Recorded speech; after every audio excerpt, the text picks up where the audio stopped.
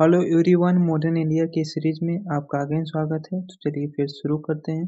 दोस्तों, अब बात करेंगे चंपारण आंदोलन अप्रैल 1917 की। ठीक है दोस्तों, चंपारण आंदोलन की बात करें तो अंग्रेज बागान मालिकों ने किसानों से यह करार कर लिया था कि वे अपनी भूमि पर 3/20 हिस्से पर नील की खेती अवश्य करेंगे। दोस्तों, इसी को तीन कटिया पद्धति भी कहा जाता है। लेकिन 19वीं शताब्दी के अंत तक जर्मनी के रासायनिक रंगों ने नील बाजार को खत्म कर दिया। इसके पश्चात जो है कि बागान मालिक भी अपने कारखाने बंद करने लगे और किसान भी नील की खेती करने से मुक्ति चाहते थे। फिर इसके बाद 1917 में चंपारण के राजकुमार शुक्ल ने अपने प्रयास से गांधी जी को चंपारण बुलाया था। फिर गांधी जी चंपारण पहुंचे थे, लेकिन कमिश्नर ने तुरंत यहाँ से लौट जाने को गांधी जी को कहा था, लेकिन गांधी जी माने नहीं थे।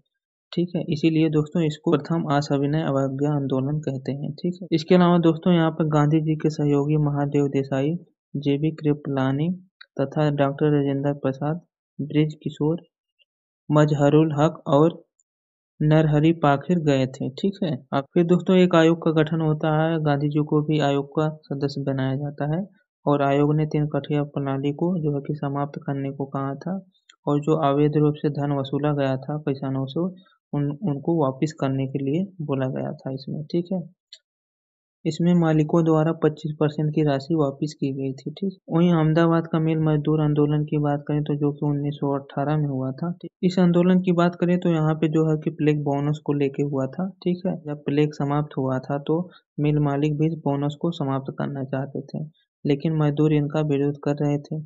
इसी में गांधी जी ने मजदूरों को हड़ताल पे जाने को कहा था और एक घोषणा की थी कि उन्हें 35% बोनस मिलना चाहिए। दोस्तों, गांधी जी अनशन पर यहीं पे बैठे थे। प्रथम भूख हड़ताल इन्होंने यहीं पे की थी।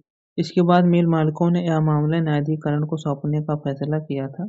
इसके बावजूद भी न्यायालय ने 35% बोनस देने के लिए फैसला सुनाया था कर्मचारियों के लिए। ठीक है, यहाँ भी गांधी जी की सफलता सुनिश्चित हुई थी।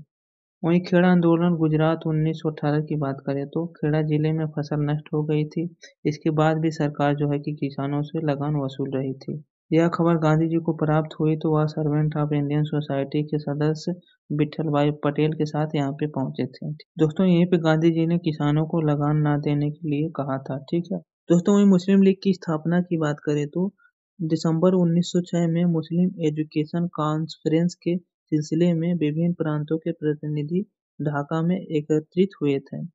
ढाका के नवाब सलीमुल्लाह मुस्लिम समुदाय के हितों की देखभाल के लिए एक केंद्रीय संगठन गठित किए जाने की प्रस्ताव दिया था। इसी के पश्चात 30 दिसंबर 1906 को ढाका में मुस्लिम लीग की स्थापना होती है। इस सभा की अध्यक्षता नवाब बकर उल मुल्क ने की थी। दोस्तों, मुस्लिम लीग का संविधान कराची में दिसंबर 1907 में बनाया गया। इसके निम्न उद्देश्य की बात करें तो भारत के मुसलमानों में ब्रिटिश सरकार के प्रति वफादारी को बढ़ाना तथा सरकार के प्रति गलतफहमी को दूर करना था। इसके अलावा भारत के मुसलमानों के राजनीतिक एवं अन्य अधिकारों की रक्षा करना तथा उनकी मांगों को सरकार के समक्ष जो है कि रखना। इसके अलावा सर आगा खां को मुस्लिम लीग की स्थायी सदस्य चुना गया, जो कि 1913 तक इसके अध्यक्ष रहे। वहीं दोस्तों, दो राष्ट्र सिद्धांत की बात करें तो मुसलमान एवं हिंदू एक राष्ट्र नहीं है बल्कि दो राष्ट्र हैं, जिन्ना ने कहा था।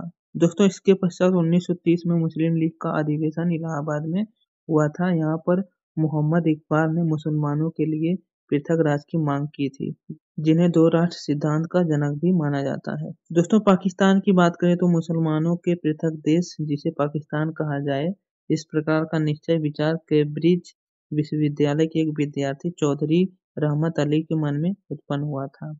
इसके अनुसार पंजाब, उत्तर पश्चिम सीमा प्रांत, कश्मीर, बलूचिस्तान जो भारतीय मुसलमानों का राष्ट्रीय देश होना चाहिए, इसे पाकिस्तान कहा जाए। इसके पश्चात 1940 के मुस्लिम लीग के लाहौर अधिवेशन में, जिसकी अध्यक्षता मोहम्मद अली जिन्ना ने की थी, पाकिस्तान प्रस्ताव प्रस्तुत किया। इसी प्रस्ताव को प्रफुल्ल हक ने जो कि प्रस्तुत किया था। तो कैसी लगी दोस्तों वीडियो, कमेंट करके बताएं। मिलते हैं नेक्स्ट वाले वीडियो में। धन्यवाद।